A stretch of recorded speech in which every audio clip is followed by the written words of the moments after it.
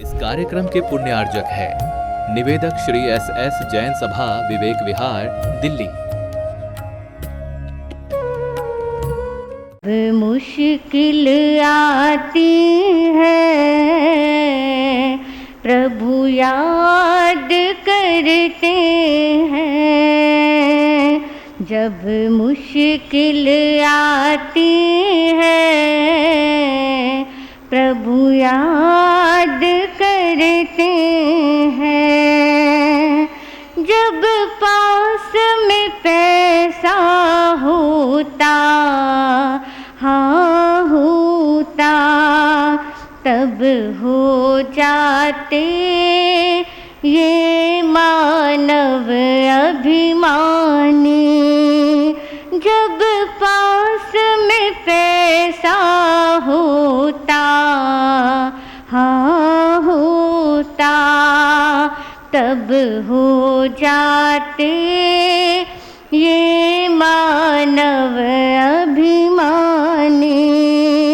जब खाने को नहीं मिलता, नहीं मिलता, तब याद करे तेरी ये जिनवानी। सुख में तो नाम तेरा, सुख में तो नाम तेरा, सब भूल जाते हैं। जो सुख में सिमरे नहीं वो दुखड़ा पाते हैं। जब मुश्किल आती है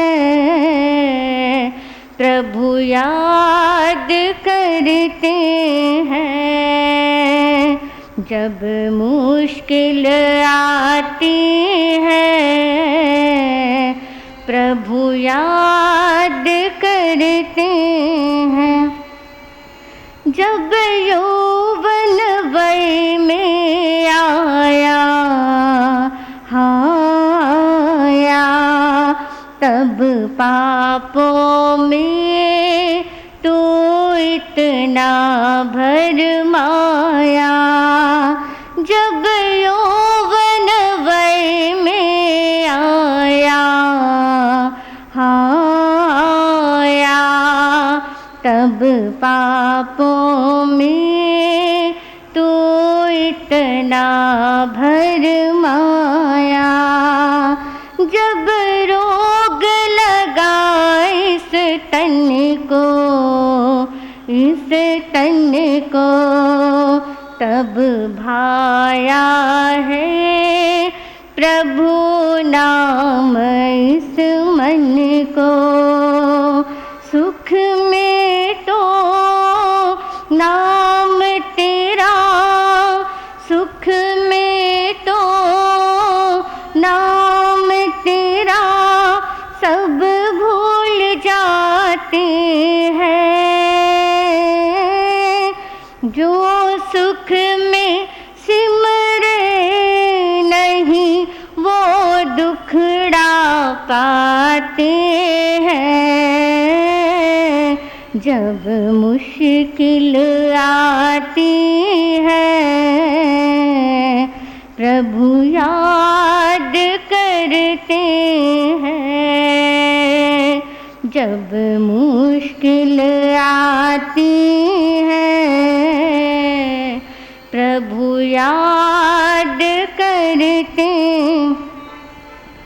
जब साथ में है धन परिजन, धन परिजन, फूला फूला फिरता है तू मानव। जब साथ में है धन परिजन, धन परिजन, फूला फूला फिरता है तू मानव। जब साथ को न निभाए तब काम आए तेरे ही पुण्यवाने।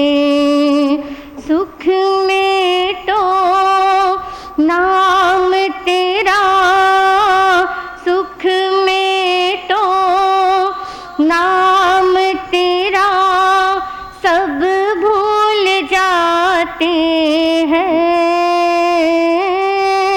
जो सुख में सिमरे नहीं वो दुखड़ा पाते हैं। जब मुश्किल आती है प्रभु याद आते हैं। जब मुश्किल आती है प्रभु याद करते हैं। जब दुख में पड़ते हैं प्रभु याद करते। सुख में तो नाम तेरा, सुख में तो नाम तेरा सब भूल जाते हैं। जो सुख में सिमरे नहीं वो दुखड़ा पाते हैं। हो जब मुश्किल आती है प्रभु याद करते हैं। जब मुश्किल आती है प्रभु याद आते हैं। मंगलम भगवान वीरो मंगलम गौतमे प्रभो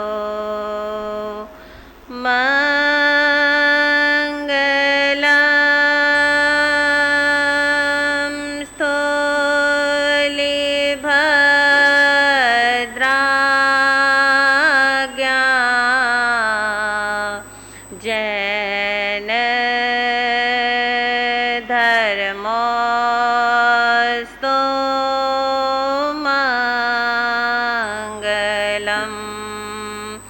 जैन धर्मोऽस्तु मंगलम्।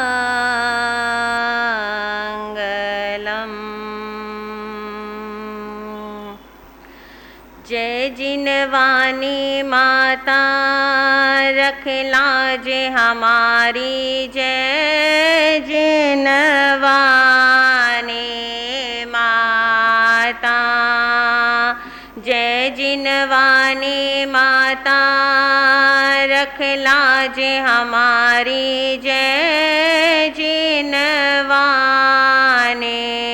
माता आन के मेरे कंठ विराजो रे मैया। आन के मेरे कंठ विराजो रे मैया।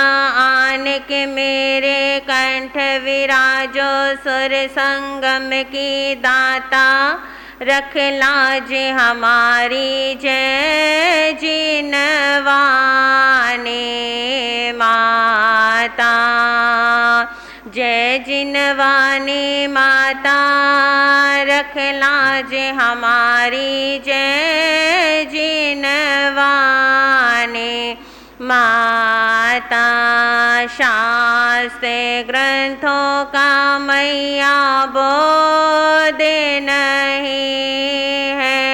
शास्त्र शास्त्र ग्रंथों का मैया बोध नहीं है, शास्त्र ग्रंथों का बोध नहीं है, हमको कुछ नहीं आता, रख लाज हमारी जय जिनवानी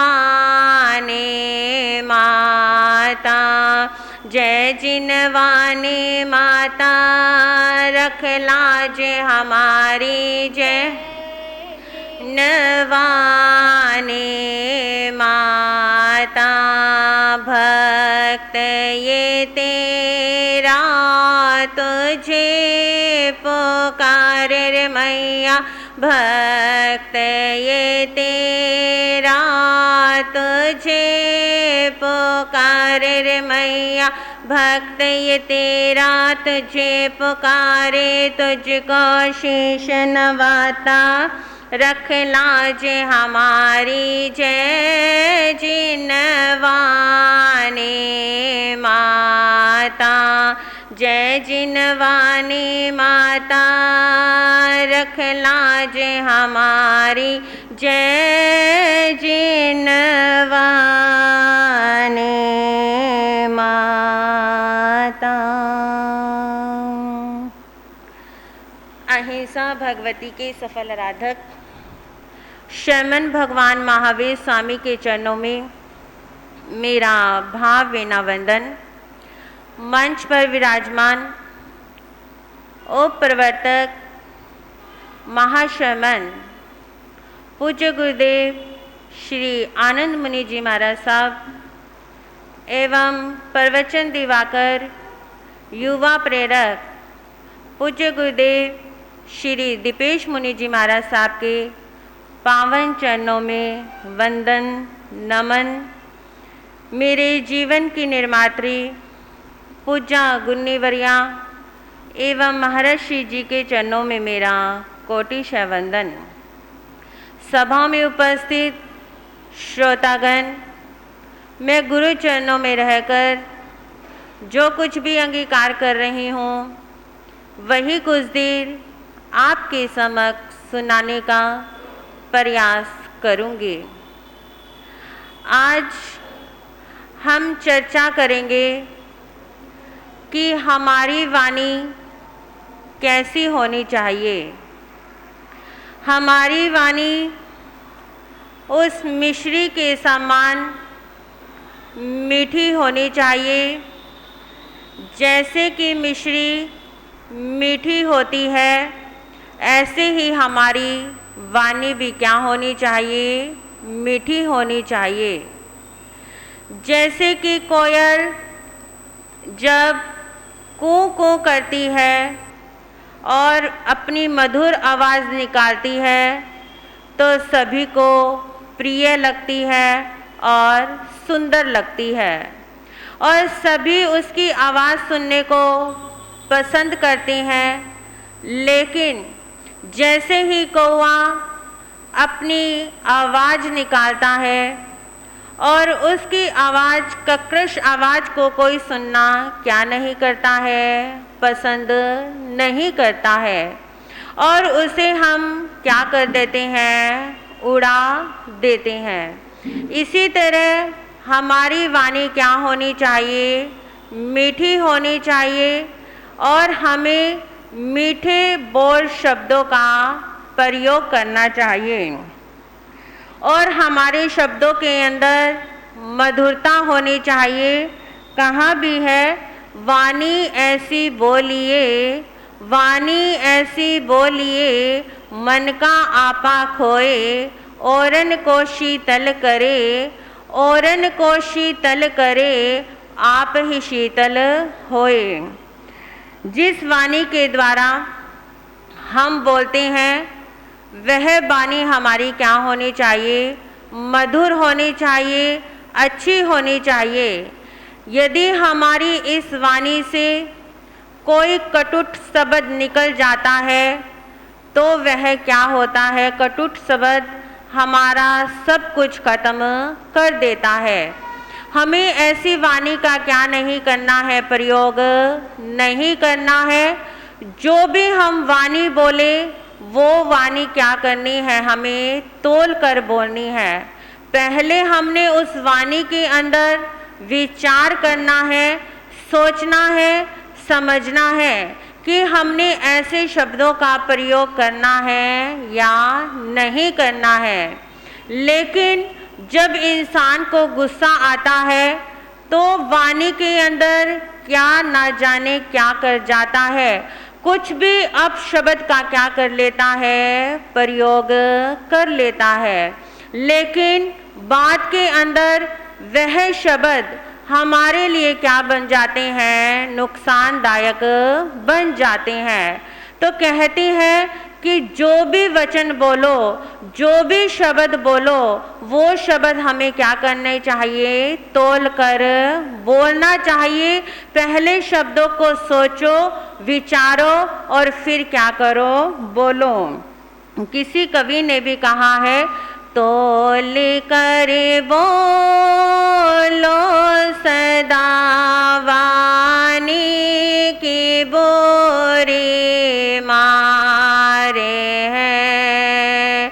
तोल कर बोलो सदा वाणी की बोरी मारे हैं।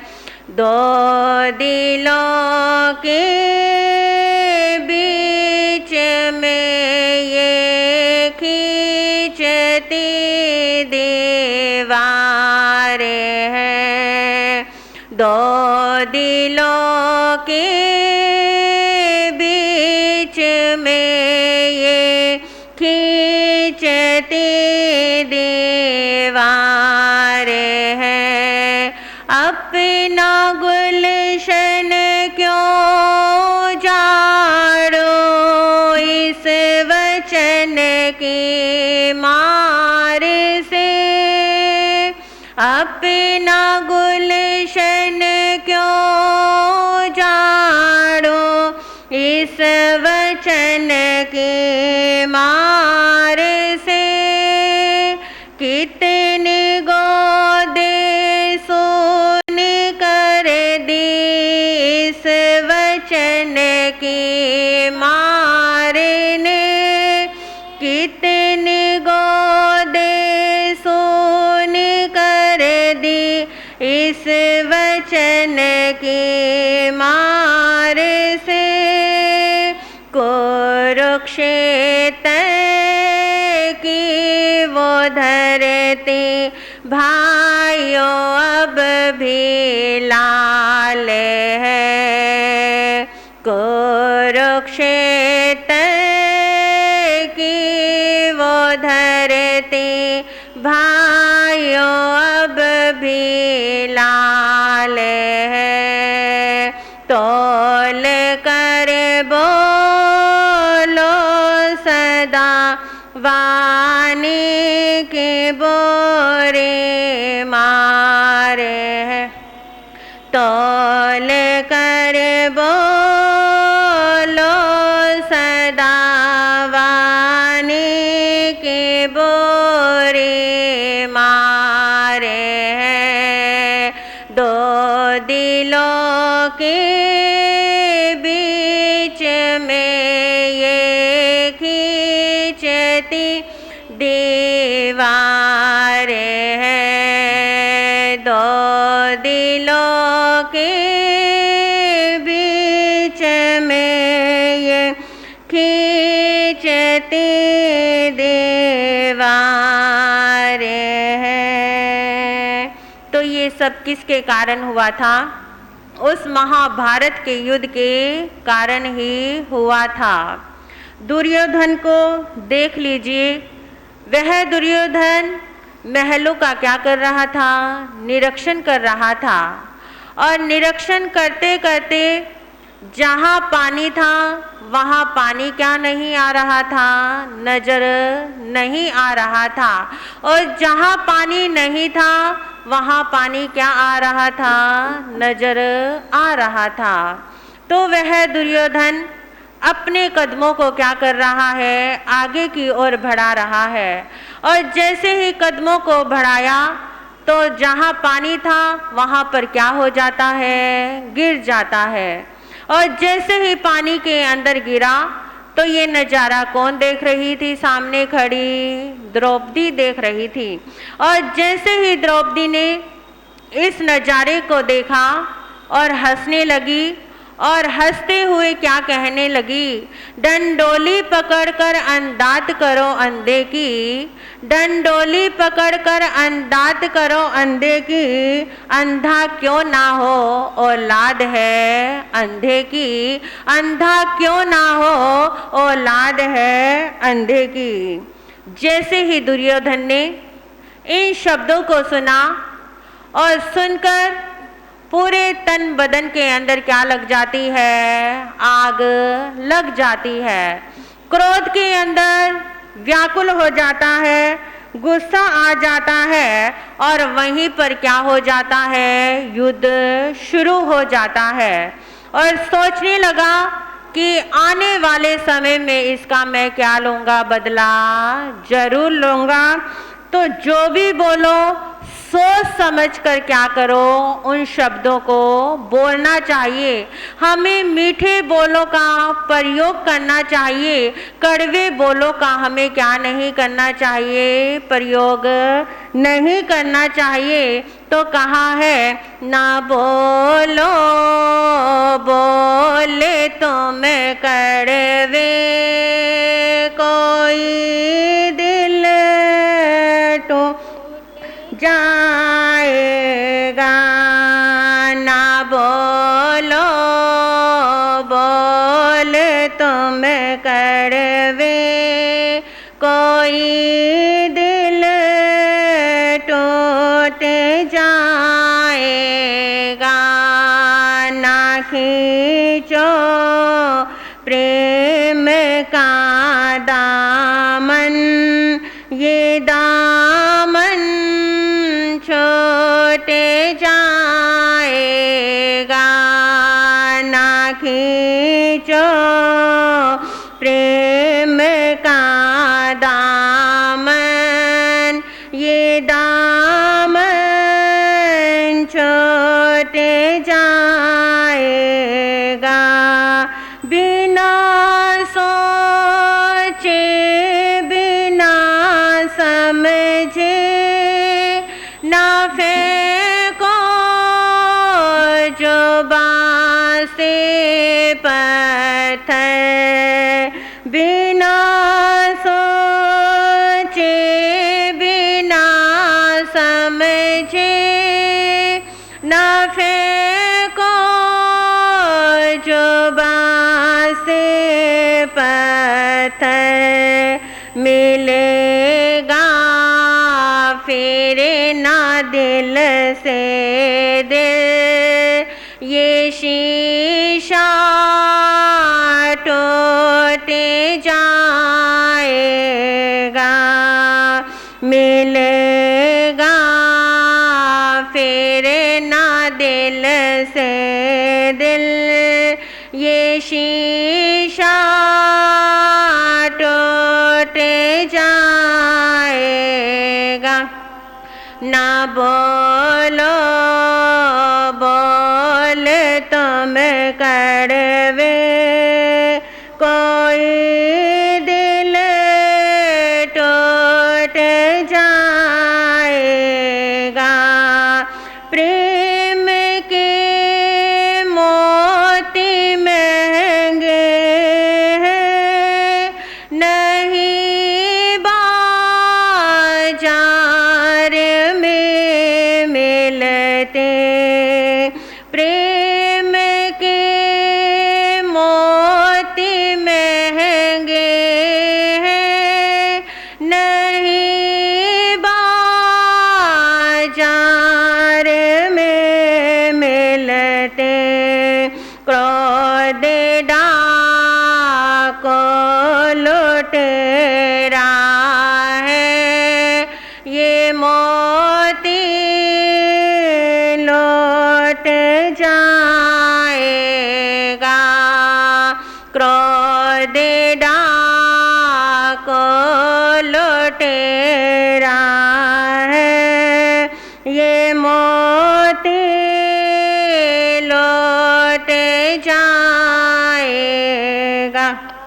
न बोलो बोले तुम कड़वे कोई दिल टूट जाएगा। न बोलो बोले तुम कड़वे कोई दिल टूट जाएगा। तो प्यारी आत्माओं, हमें ऐसी वाणी का क्या नहीं करना है, प्रयोग नहीं करना है जिससे कि किसी का क्या हो जाए, दिल टूट जाए। लेकिन हमने बोल के क्या नहीं बनना है, पैसे नहीं बनना है, हमें कड़वे बोल का प्रयोग नहीं करना है। आज हम कड़वे बोल ऐसे प्रयोग में ले आते हैं कि एक बसा बसाया घर भी क्या हो जाता है, खत्म हो जाता है। किसके कारण? कटु वचनों के कारण।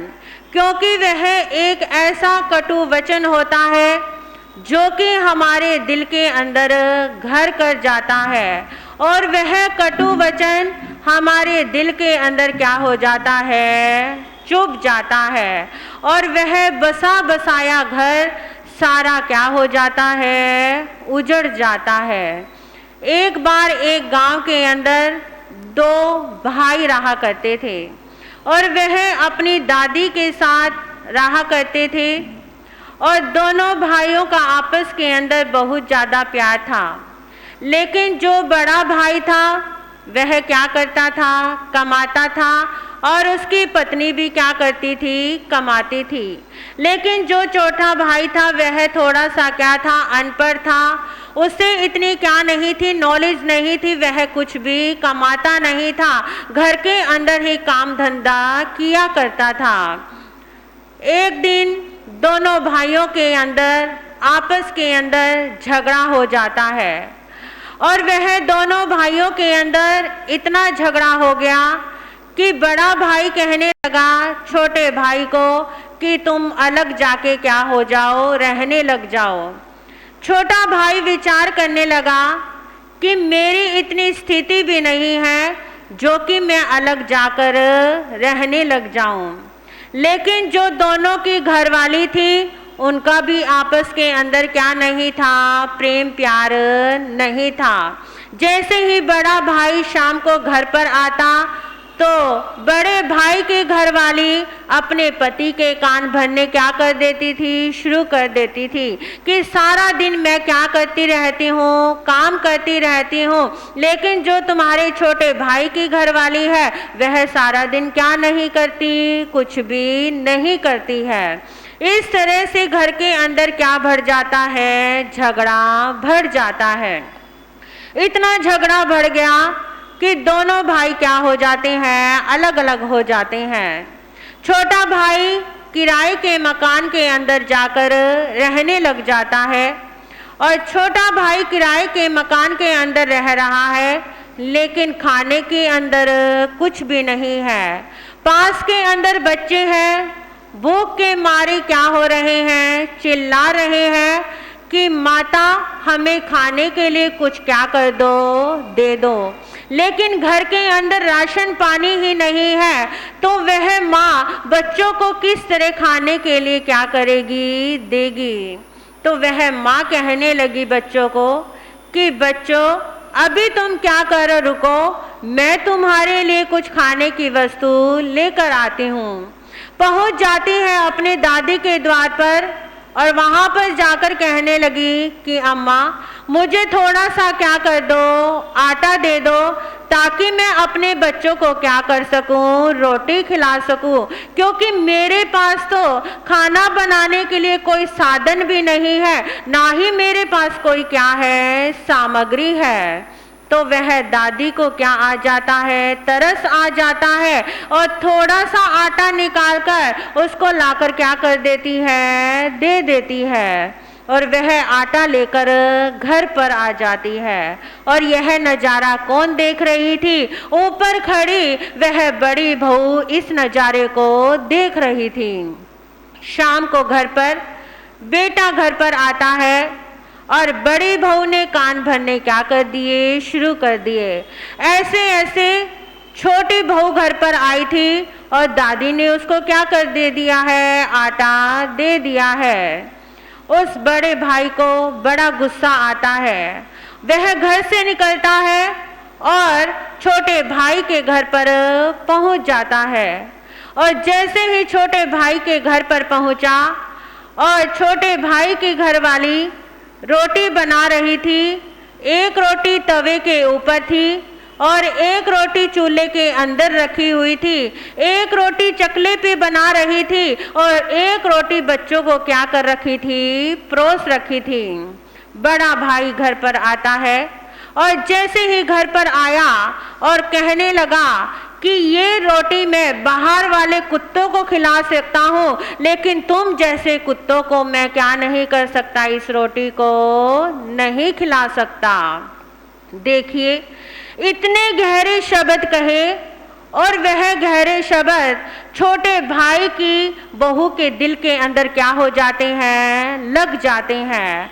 और जो वह थाली के अंदर आटा पड़ा हुआ था उसके अंदर क्या मिला देता है, पानी मिला देता है। और जो तवे के ऊपर रोटी रखी हुई थी उस रोटी को उठाया और चूल्हे के अंदर जो रोटी रखी हुई थी उस रोटी को उठाया और बच्चों के आगे जो रोटी रखी हुई थी उस रोटी को भी क्या कर लेता है, उठा लेता है और वहाँ से क्या हो जाता है, चला जाता है। और वह बच्चे पुकार कर रहे हैं अपनी माँ के आगे कि माँ हमें रोटी दे दो, हमें बहुत जोर से क्या लग रही है, भूख लग रही है।